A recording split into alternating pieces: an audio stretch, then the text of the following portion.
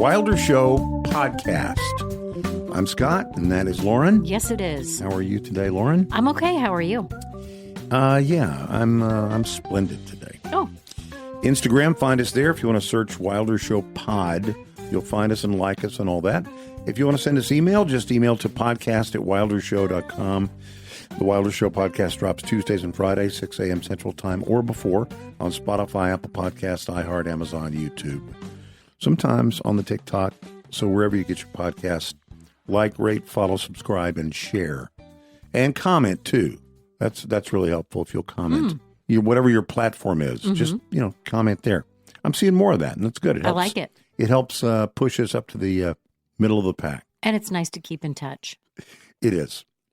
We're going to say something about Mother's Day in Scattershoot. But first, I'll say, Lauren, this coming weekend, happy Mother's Day to you. Thank you. So I hope you will feel treasured and honored and loved and all those things. I always do. Hope you will get to do something fun or relaxing or whatever. Look forward to the full report on Monday. It's very different with the grown children. When we used to talk about this on the radio, it used to be, well, what do you want as a mom or as a dad? Do you want to be surrounded by your kids all day, or do you want to be left alone? Yep. And I used to kind of think that would depend on, am I spending a lot of time with my kids every day? If I'm a stay-at-home mom and 24/7 I'm on, then maybe on Mother's Day you might want a little bit of time away. Mani-pedi or something. Something like that. Yeah. And if you're not, if life calls on you to be, away from your kids, 9 to 5 or whatever during the week, then on the week, on Mother's Day, you might really want to spend that time with them. But it's so different as a parent of grown children. So Don't you find that? What did you? My kids live in all 3 of them live in different cities. One of them lives here, so I get to see her a lot. I get to talk to and spend time with the boys. Really, I think often, considering how far away they live. Virtually, yeah, sure. Yeah. But nothing is as good as just having them all in the same space. I say nothing's better, but I just appreciate time with them regardless of whether the others are around. I think it's so much fun to have them all in one space because it happens so infrequently now, which is so different from the years when they were small and all living here. I realized my oldest son, I think I might have even shared this with you. My oldest son has been out of my house for as long as he was in my house, which is crazy to me. Crazy. So we'll talk about maybe some great advice from moms. Love it. Or stories about moms, and we'll do that in Scattershoot. That might have been more than you wanted from me on Mother's Day. I It's don't your day. I don't have a lot. I don't have a lot to talk about on a lot of different issues, but get me started. Just give me a little nudge on motherhood, and I can go. Yeah, I wasn't going to stop you. It's your day. Ted Turner died. He did. Well, he was a real maverick, that guy. Don't you know? Yeah. He was really a different cat. CNN began, he was young when it began. I guess 40. Yeah, 40. Relatively young. To start such a big thing. Sure. And it started actually on my freshman year in college, 1980. Is a year I graduated high school. So in that fall, we had CNN, we had 24-hour news. For the very first time. Yeah. That had happened at that time. Are we better or worse for the 24-hour news cycle, do you think? What he said, I heard some of the retro stuff on him, and he was saying he always hated the fact that he would get home from work at 6:30 or 7, and he would have to wait until 11 o'clock Eastern time, 11 o'clock for the news. He thought, why do I have to wait until 11 o'clock? Yeah. I should be able to see the news whenever I want to see the news. And so he started it. Yeah. And he did it. Are we better? Probably not better for all the permutations, all the things that it hath wrought. But the actual staying in touch and knowing stuff, I don't know, maybe. I think it's good that we have access to something that we did not have before. If we're worse for soaking in it, bathing in it. That's on us, sort of. That is on us. He changed something very quickly. He banned the use of the word foreign. Any person on the air that used the word foreign was fined $100 out of their Wow. paycheck. They changed it to international, Okay. not foreign, Uh-huh. which is interesting. Yeah. Um, Was that because he wanted to be, wanted it to be an international? he saw it more globally, yeah. that somebody is not foreign, a foreigner. But then you have Ministry of Foreign Affairs. Yeah.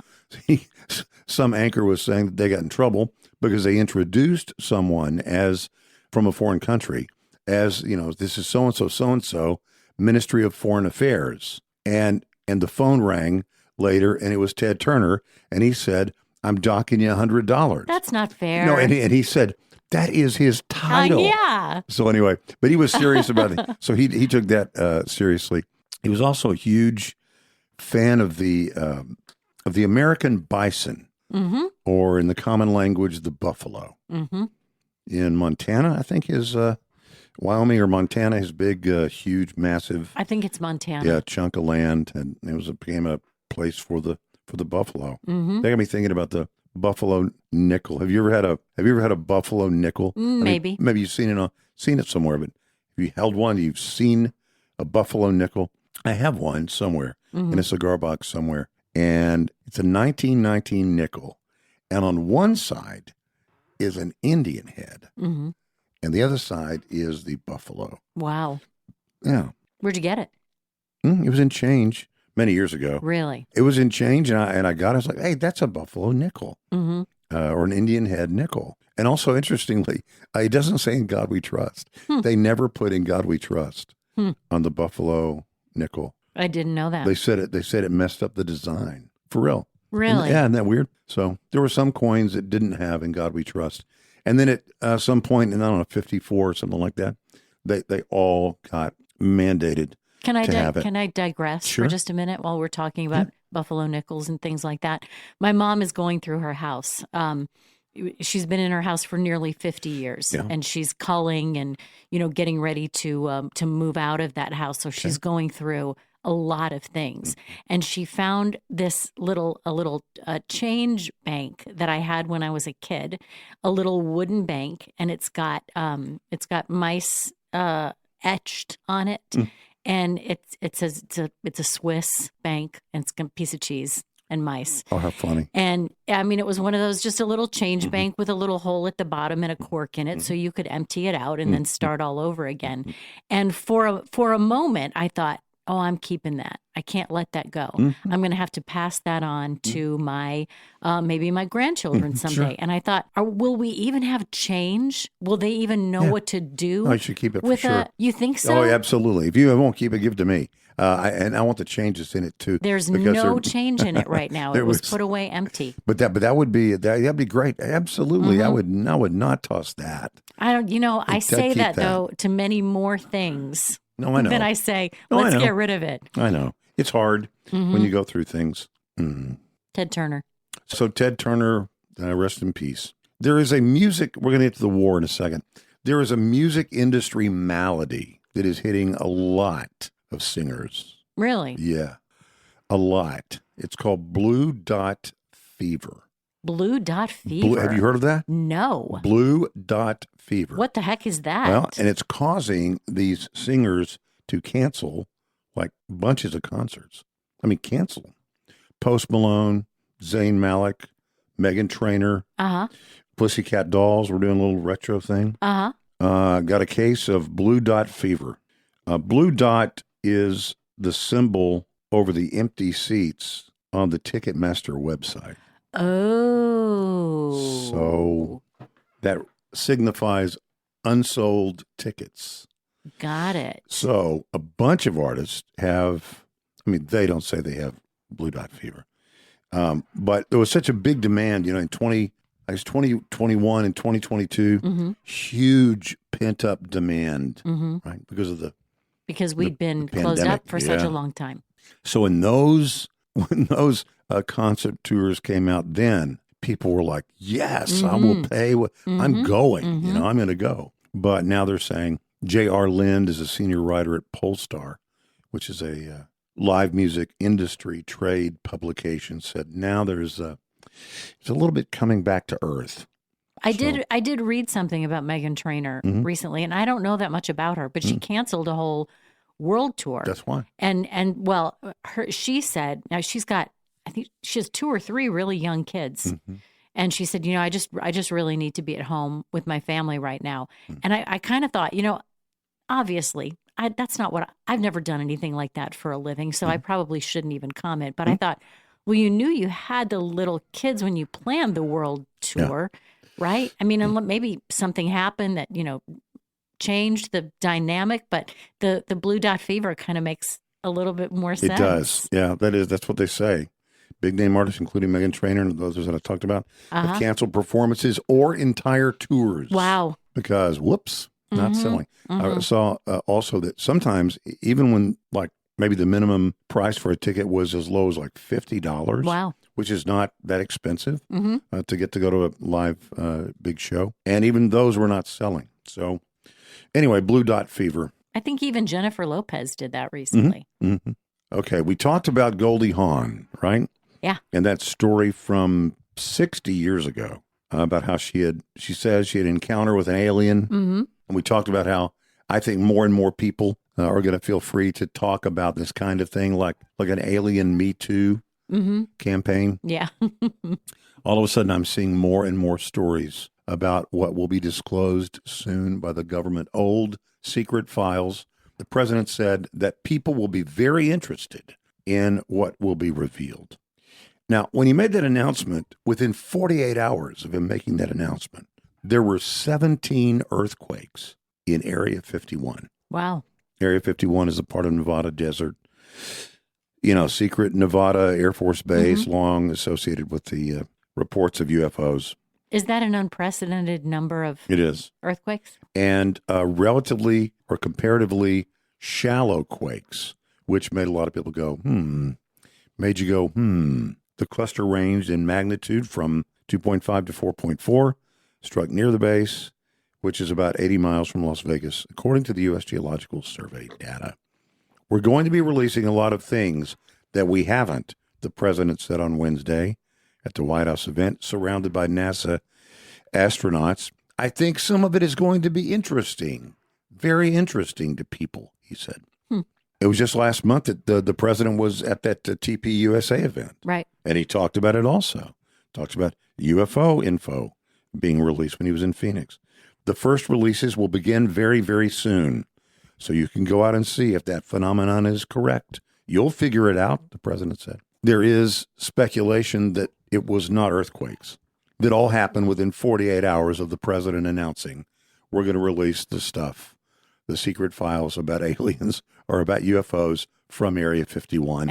And then Area 51 goes boom, 17 times underground. And what would it have been? Some people believe it's underground explosions, just doing away with some stuff. I mean, maybe destroying information. Who knows? But if Iran can build facilities underground, why would we think we couldn't do the same? And that brings me to this story, which is really weird. Weirder than that? Okay. You know what a DEW is? I don't. Not do, like dew point. DEW. It stands for Directed Energy Weapon. It had been rumored that we have these for a long time. Okay. And had been dismissed as conspiracy. We don't have these directed energy weapons. That's just people are making stuff up. We don't have those. Directed energy weapons. Okay. DEW. There's question about whether it was used on one of the missing or dead scientists that we talked about before. The announcement was made by the Pentagon that, in fact, we do have these weapons. And oddly, they made this announcement about this, basically a Star Wars-like weapon, on when? On May the 4th, on Star Wars Day. May the 4th be with you. I thought, what a bizarre day. What was it that you thought was so strange that happened on April Fool's Day? We took off for the moon. The quote but your air quotes. Well, we took off for the moon. But how about this right here? Yeah. On May the 4th, the Pentagon announces that in fact we do have these. We employ specialized energy weapons for defense, and that does vindicate the researchers who, for a long time, who have long warned about this technology. It has been talked about and dismissed as the stuff of conspiracy. Now, the Department of War, do I have to say that? Department of Defense, Department of War Chief Technology Officer Emil Michael announced the development, as I said, on May the 4th, National Star Wars Day. Here's what he said. Directed energy weapons are a fine addition to our arsenal. That's what he said in a post, which included a picture of the weaponry firing a laser beam and a soldier holding his head in pain. Wow. So the Department of War confirming years of rumors that claimed the government was developing this sort of science fiction-esque weapon. It uses focused rays that will disable electronic equipment like drones and things like that, and it can incapacitate soldiers or even kill them. Mm-hmm. So how is this tied to the missing or the dead scientists that were all working there at JPL and different things, worked on anti-gravity technology, UFOs, extraterrestrial life, and so far 13 have died or simply literally disappeared in some cases. One of them is a scientist who's dead named Amy Eskridge, 34 years old. She was also involved extensive research into anti-gravity technology. Think about that. Like when we think about UFOs, a lot of people thought these aren't UFOs. It is our advanced technology. It's the testing of things that our government is doing. So if you have people that are studying and researching for anti-gravity technology and propulsion that has nothing to do with, jet fuel, these things of things floating around, disappearing quickly, moving around so silently, sort of fit into that. That's what people are seeing. Maybe. Sometimes. Now, Maybe. Or it could be it's a real deal, and we're grabbing those things and we're reverse engineering to try and figure it out. Anyway, she was involved in the study of UFOs for the government, not just some wacky thing. UFOs, extraterrestrial life, and anti-gravity technology. She died, allegedly, of a self-inflicted gunshot wound. Had claimed that she had been hit by a DEW attack, that direct energy weapon attack, in her home in Huntsville, Alabama, and it had driven her crazy. She showed a coworker the burns on her arms that seemed to come from nowhere. That's crazy. So who knows? But those are facts. This woman, Amy Eskridge, had reported that she had been attacked using a DEW inside her home. Later, we're told she unalived herself, and she is one of the scientists that were studying all those things we talked about. Oh, man. It's crazy. War. Lauren, what is it good for? Absolutely nothing. There you go. Say it again. There you go. See, you thought I almost did it. You thought I would forget that part. Real quick update on the war. We'll get to Mother's Day stuff in a second. I really honestly don't know what else to say about the president and war. I thought we'd be some activity over the weekend, last weekend. Not wanting activity, not wanting attacks and us to go to war.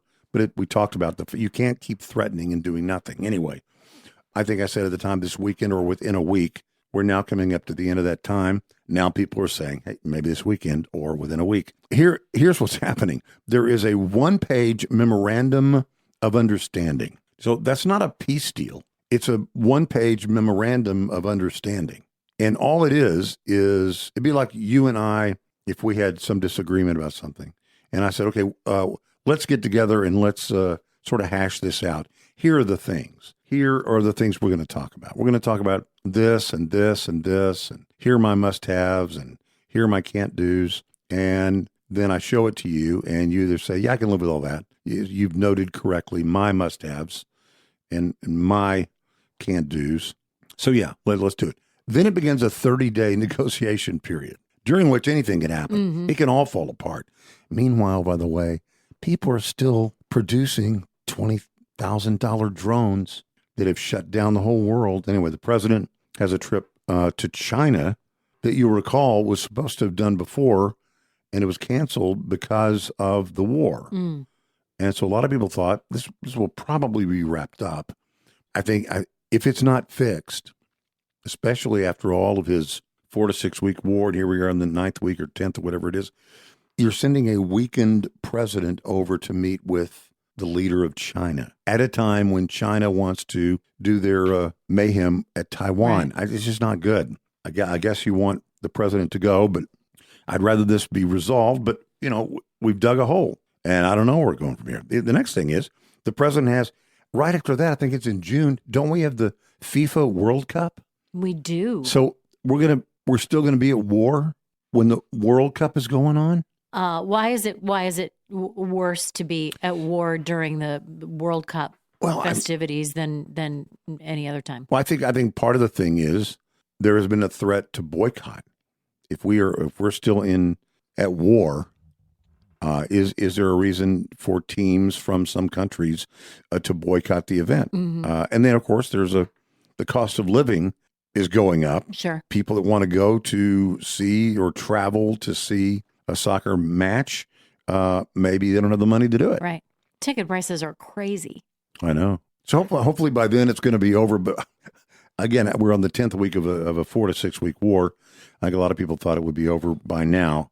A lot of people thought there's no way it'll be over by now. We're getting into a quagmire here. But anyway, that's the deal. There was a memorandum. There's some period of time. I think we're told that it was supposed to be yesterday morning. By yesterday morning, end of the day Thursday, over there is about 2:00 in the afternoon Central Time here on Thursday. So by then, we were supposed to have an answer. Now they said, well, we'll try and get you an answer maybe by the end of the weekend. So all these delays, we're waiting and waiting. Will they accept it? Will they reject it? Even if they accept it, it's just the beginning of more negotiations. So the president keeps saying that we're done, and then says they're dying for a deal. And then says if they don't take the deal, we're going to, bomb the hell out of them. And I'll tell you, Iran is getting good at trollmaxxing the trollmaxxer. They have this thing, Project Freedom. It's hard to keep up with all these. Project Freedom Initiative, going to break Tehran's stronghold on the Strait of Hormuz. Mm-hmm. Then the plug was pulled 48 hours later. Actually, less than 48 hours later, the president cited, we're making progress now in peace talks. So early on Wednesday, it was Iran's parliament speaker, Mohammed something, is the lead negotiator in the talks with the U.S. last month. Right. He puts out on X this tweet about the short-lived Project Freedom. Operation Trust Me Bro failed. Ooh. That's from Iranian leaders. So go back to what we said before. What's most likely to happen is what we've talked about. Nuclear portion will not be resolved. The strait will be opened. Iran will seek to extract tolls from all those who traverse it, and then we'll be off to Cuba or whatever is next. Oh, it is a time for Scattershoot. Let's go.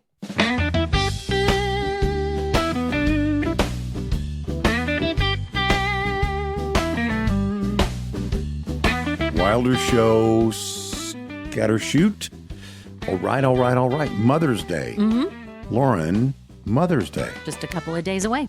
And so before we part ways, we will do a little mother's advice. Little mom talk? Yeah, a little mom talk. We'll do some mom talk. Not mom talk. Not mom talk, but mom talk. Uh-huh.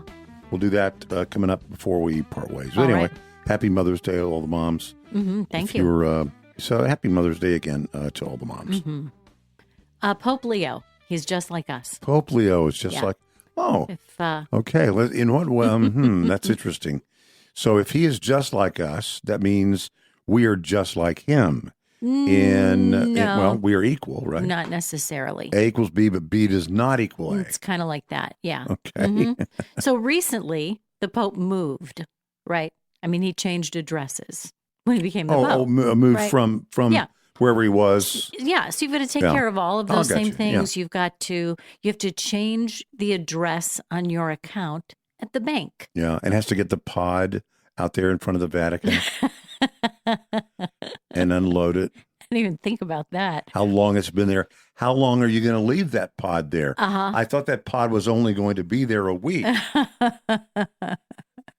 Can you imagine? Because I'm going through stuff. No, this is not that. That is an interesting dilemma to have outside the Vatican, but this is not that. 2 months into Pope Leo's papacy last year, he called his bank in Chicago and said he needed to change the phone number and the address on his account. So he answered their security questions. You know, I recently, and you were in on a lot of this because a lot of the calls in the business I had to take care of, take care of during a workday. And it can be very frustrating to deal with security issues at a bank. But, you know, the Pope was doing it the way you're supposed to do it. He answered the security questions, and the customer service representative said, "Oh, I'm sorry, sir. It says here you have to come in person." And he pleaded with her, explained to her several reasons why that would be difficult to do. I've recently had a job change. I'm the Pope. Well, he did. That was the last card he pulled. He said, "Would it matter to you if I told you I'm Pope Leo?" And she hung up on him. That's funny. She hung up on him. I don't know if she thought he was joking or if it was just, no, I can't help you or what. So he got somebody else, a priest friend who knew the president of the bank. And he said, I can probably help you with this. But it was reiterated. The policy was reiterated to the Pope that this kind of change is an in-person change. And so they said, well, then in that case, the Pope will be moving his account to a different bank. Yeah, sure. So it turned out that they were able to make it. Yeah, I bet they were could, able to. They were able to make it work. The bank did make an exception. They allowed him to change his phone number and his address, and with the direction, please don't share that with anybody. That is so funny. Even the Pope. So they asked the Pope for his security password. He said, "White Sox." So he got that one right. And they said, "And what is your favorite fast food restaurant?" He said, "Portillo's." Anybody could guess that. The guy in Chicago. Hopefully he's a little smarter than that. I bet he is. I bet he is a little more savvy. Okay, this is for everybody who says they don't make enough movies for the whole family. PG rated in theaters today, The Sheep Detectives. You and I've talked about this. I think it didn't make an impression, though, because when I mentioned that I was going to share this with you, you said, we talked about that? Yeah. Can I turn to the audience real quick? I have no memory of Lauren mentioning anything to me about a movie called The Sheep Detectives. You could have ended that sentence. I have no memory of Lauren talking to me. No. I pay attention. But is it animated or is it real? Is it pretend?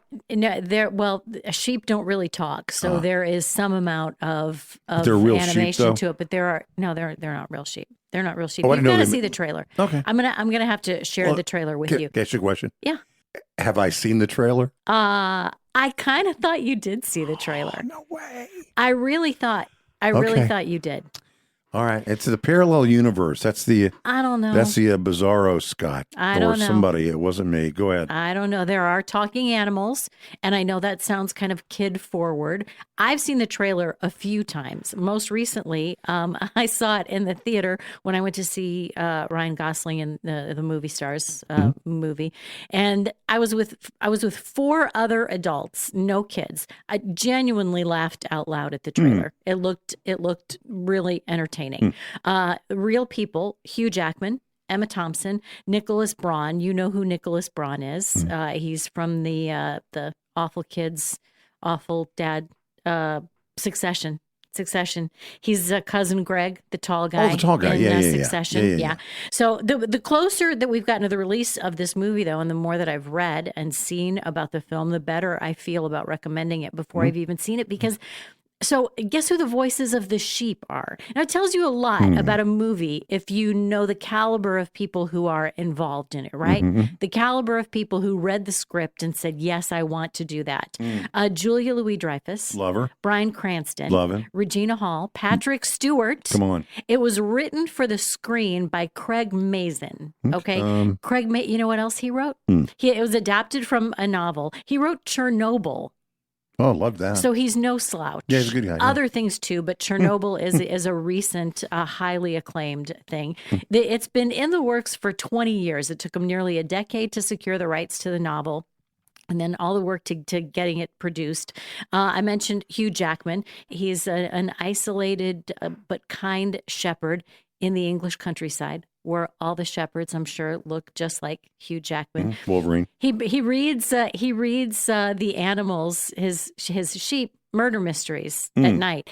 But unbeknownst to him, they understand it all. And after he goes to sleep, they're all talking about the murder mysteries, and it's hard to just if you watch the trailer, I'm sure you'd get it. All right. Anyway, so the truest test of whether this was a movie that people were going to like for Mason was whether his 21-year-old daughter would like it.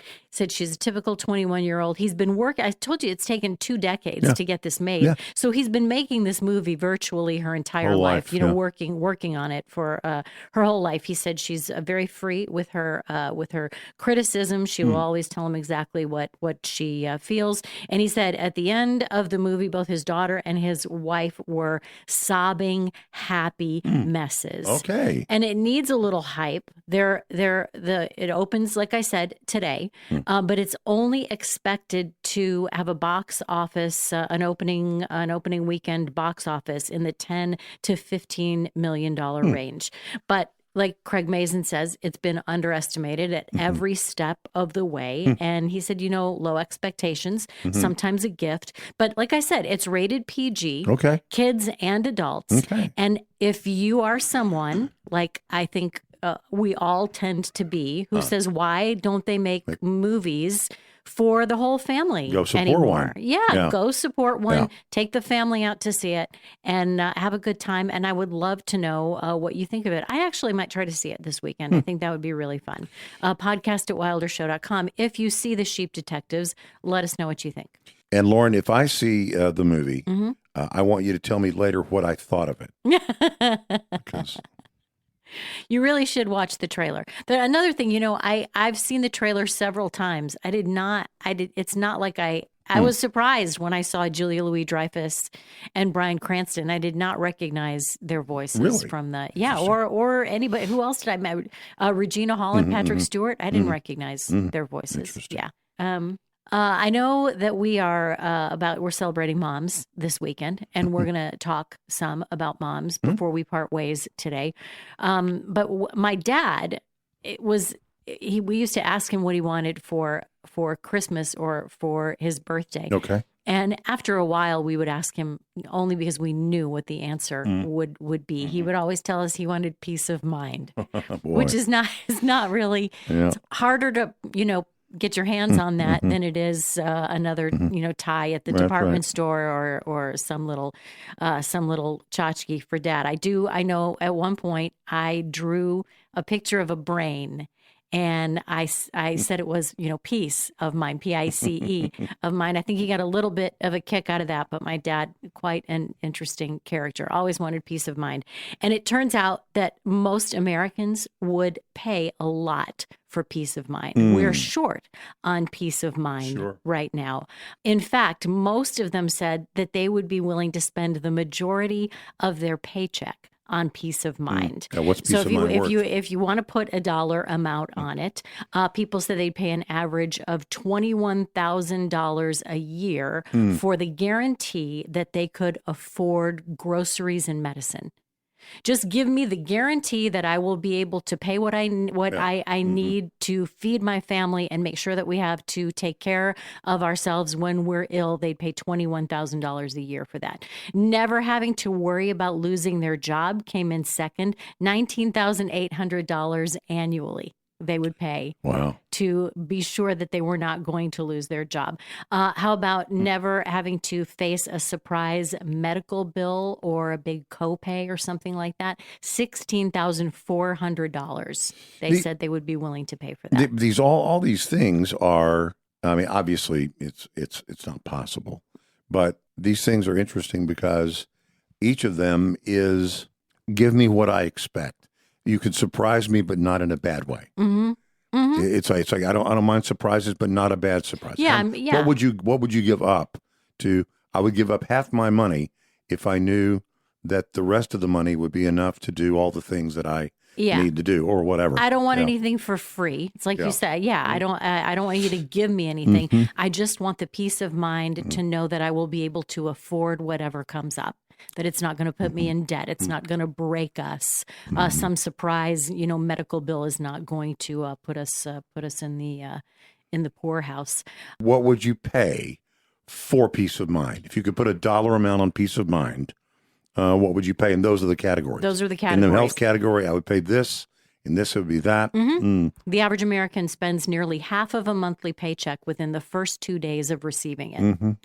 That leaves, obviously, just over half of that month's income to cover everything else. And that includes like rent and utilities and food, transportation, virtually nothing left over for savings. Now, why is this a problem? Because we've talked about this. Living in that constant low grade state of threat puts a tax on your body over time. It affects sleep. It affects decision making, overall health, that so many people would sacrifice nearly that amount of money that was based on like a $79,000 yearly income, which means that they would sacrifice nearly 3/4 of their income to escape being in that state of constant low-grade stress. That speaks to how exhausting that uncertainty actually feels. So we are not, though, without ways to combat this stress. And I did kind of wonder how my dad would have felt if I had said, well, you could try some of these things to retain your peace of mind. We actually talked about this earlier. This kind of ties us back to the Ted Turner thing. Cut back on your heavy news consumption to reduce the false urgency of what's going on in the world around you.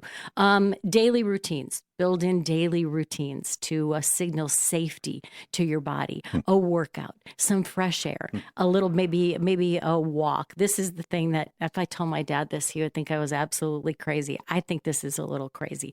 There's this thing called the ice cube exercise. You hold a melting ice cube and practice sitting with discomfort rather than reacting to it. And that's supposed to help you build a tolerance for uncertainty rather than trying to eliminate it. Because you can't, obviously, there is no way to pay that much money for the certainty of being able to pay for your groceries or the certainty of not being hit with a surprise medical bill. But I guess there are small ways that you can learn to live with it. You can combat that stress of feeling like you're always uncertain of what's around the next corner financially. Beats holding your hand over a candle. It does. Well, some people have in their homes a little sign, maybe, don't be offended, but maybe in the kitchen. It talks about how to have peace of mind. Oh, yeah? If mama ain't happy, ain't nobody happy. Which is a segue to Mother's Day. Look at you with that segue. See what I did there? With Mother's Day segue. Happy Mother's Day, everybody. Happy Mother's Day. How about some sayings? Put this out on Facebook just for a minute. And we'll get to your moms and my moms in a minute. Okay. I think what I asked was best advice or brief story about your mom. So this is from some folks. Jeff wrote, in a world you can do anything, be kind. Cindy wrote, nothing good comes from hanging out in a bar. Jeff and Catherine wrote, all feelings are welcome, all behaviors are not. Ooh, I like that. It's a good one. Jennifer wrote, for this, I have Jesus. Jason wrote, kill him with kindness. Rob wrote, always be sure you have insurance. Anne wrote, write that down and date it. She said to me whenever I held a ridiculously immature position, she's in heaven now, and boy, do I miss her. And let's see, Debbie wrote, my mama was on her way to visit me in New York City, and only my mom could convince the TSA agents at DFW to let her through security with a large can of ranch-style beans, Wolf brand chili, and Carnation pet milk. Wow. Why? Because her daughter, who was living in New York, only likes those brands, and you can't get them in New York City. When the agent told her, I'm sorry, ma'am, but that is over the 3-ounce liquid limit, she pitched a small fit because the confiscated canned goods would not be donated to a local food bank. They were just going to throw them away, I bet. They let her through security, cans and all. Did they really? Yeah. Good for her. And then Mandy wrote, I'm sitting here with her mother. Oh, nice. I'm sitting here with her, so I read this to her, to my mom, to see how she would answer. She said, the best Mother's Day advice I have is to make sure that's not the only day you call her. That's good. Yeah. She loves you. She loves you more than you know, is what she said. That's true. Yeah, there you go. Mm-hmm. So you got your mom saying or something or a lesson or a story about your mom? I'm always quick to tell people that I had 3 babies, and every time I had a baby, she came from 7 miles away and spent an entire week here. Nice. Like stayed overnight, Sure. spent the whole week here, and every time she would leave, I would cry. I mean, first baby, second baby, third baby, she was just she was just the best teacher of everything motherhood. My mom has. I've told this story for 1,000 times. When I'm the firstborn, as you are. Mm-hmm. I'm one of 4, so I'm the firstborn of 4. And I was hard to imagine, of course, but I was a bit of a pistol as a child. No. And my mom had a little enough of me one day, the wonders of me, and she got down on her knees, put her hands on my bony little shoulders, and got right in my face. And here's what she said: Scott, I know you're a sweet boy, but if you don't act like it, nobody else is ever going to know. So that's the advice I was given. Stuck with you. 55 years ago, more than that. And then one quick story. We were at, as you know, as I've said here, I'm not usually big on big crowds. Mm-hmm. I don't like to do. I'm not afraid of them. I don't have whatever that is. I'm not agoraphobic. Yeah. But I just, my preference, I'm a little more homebody-ish. My mom had to go to a thing, and I was taking her to this thing, and the event called on me to be with her, right beside her, with her for the entire thing. Mm-hmm. I couldn't, drop her off and have a cigar in the parking lot and say, not that you would ever do that. No. See you later. So you had to see the people too. You had to interact. Everything she did, Yeah. I had to do. Okay. And I told her, I said, we'll stay as long as you want. I mean, this is not, that's what I was saying on the outside. Mm-hmm. We'll stay as long as you want. We'll do whatever you want. And you decide when we're done. Mm-hmm. And so we go through and we see people and shake hands and talk and walk around and spend time and reminisce and all kinds of stuff. And she said, I think I'm ready to go. I said, you sure? We can stay longer and we can go over there and see so-and-so, or out there be seen so-and-so. And so we did a little bit more, and then we got in the car, and at the end of it, we were driving away, and she said, it sounds good. A Whataburger sounds really good. Mm-hmm. I think I'd like to go get a Whataburger. I said, okay. So we drove over to the Whataburger and got in line, or in the car, we got in the drive-thru, and, it came time to place the order, and I placed her order, Whataburger Junior with cheese, fries, and a small Dr. Pepper. Mm-hmm. What else we want? I said, Whataburger Junior, no cheese, add jalapenos, hot spicy ketchup, and a small Diet Coke. That's your order. That was my order. Yeah. And so I gave the order clearly, plainly. We drove up. We're in line, waiting. Unprompted, my mom looks over and she goes, Scott, I know you don't like people, but you're so good with them. So happy Mother's Day to all the moms out there. Where would we be without you? Not here. For reals. Not anywhere. That's the Wilder Show podcast. Instagram, find us there. Search Wilder Show Pod. If you want to send us email, just email podcast@wildershow.com. The Wilder Show podcast drops on Tuesdays and Friday mornings before 6 o'clock. You find it on Spotify, Apple Podcast, iHeart, Amazon, YouTube, on the TikTok now and again. Do leave comments wherever you get your podcasts, and wherever you get your podcasts, like, rate, follow, subscribe, and share. We really appreciate it. And Lauren, once again, happy Mother's Day. Thank you. And thank you. And we'll see you next time.